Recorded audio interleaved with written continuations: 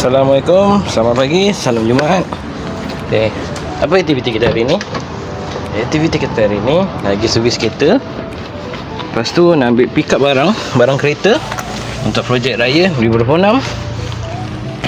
Lepas tu nak pergi hospital ambil ubat, and then nak hantar borang, okay, untuk dialisis my mommy, and then mungkin pergi cuci kereta kot. Okay, so today is first time aku manage untuk hantar servis kereta sendiri, untuk our first car. Okay, so layan, let's go ke Ampang.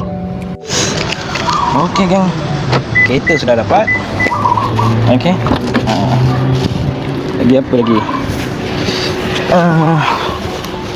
So next service tak pasti bila, 9 hari bulan 6. Okay, staff Aaron tu memang bagi aku sumpah serious stock memang terbaik weh. Memang terbaik gila. So cara dia punya layanan tu bagi aku, orang kata memang nodak lah.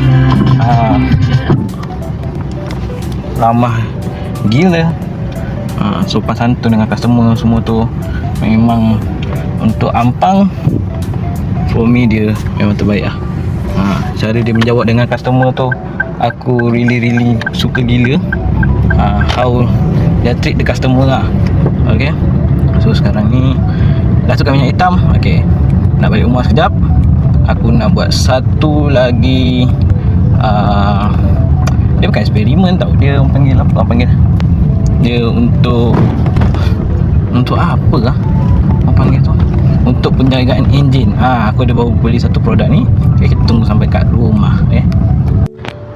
Okay, jadi untuk bahagian enjin aku pakai Nano Premium Nano Sintetik. Okay, diorang rekomenkan aku untuk first time pengguna yang tak pernah lagi guna. Okay, dia sarankan untuk aku pakai model Azia ni, pakai 3 botol dahulu. Lepas tu nanti second 10,000 km baru pakai satu. Untuk minyak pun sama, aku pakai warna hijau. Botol hijau aku tak ingat warna apa, tapi itu untuk next content lah. Untuk yang konten baru ni aku pakai untuk bahagian minyak enjin dulu. Okay, 3 botol untuk 10,000 km pertama untuk yang first time. Lepas tu nanti lepas dah kali kedua untuk 10,000 km kedua baru letak satu botol untuk penjagaan enjin, untuk enjin sentak ke slow ke apa ke.